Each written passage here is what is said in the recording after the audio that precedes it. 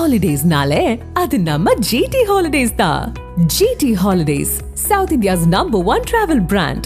You know you are special when you're with GT Holidays.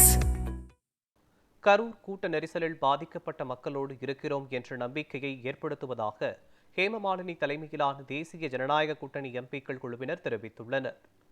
கரூரில் தாபிக பரப்புரையில் ஏற்பட்ட கூட்ட நெரிசலில் 41 பேர் பலியானது குறித்து விசாரிப்பதற்காக பாஜக எம்பி ஹேமமாலினி தலைமையிலான 8 பேர் கொண்ட தேசிய ஜனநாயக கூட்டணி எம்பிக்கள் குழு அமைக்கப்பட்டுள்ளது. இதில் எம்பிக்கள் அனுராக் தாக்கூர், தேஜஸ்வி சூர்யா, பிரஜ்லால், அபரிஜிதா சாரங்கி, ஸ்ரீகாந்த் செண்டே, ரேகா சர்மா, புட்டா மகேஷ்குமார் ஆகியோர் உறுப்பினர்களாக இடம்பெற்றுள்ளனர். கரூர் துயர சம்பவத்தை பற்றி விசாரிக்கவும் இறந்தவர்களின் குடும்பத்திற்கு ஆறுதல் தெரிவிக்கவும் விமானம் மூலம் கோவை வந்த இக்குழுவினர் அங்கு செய்தியாளர்களை சந்தித்தனர். அப்போது இந்திய வரலாற்றில் இப்படி ஒரு துயரச் சம்பவம் நடந்தது இல்லை என்று அவர்கள் தெரிவித்தனர்.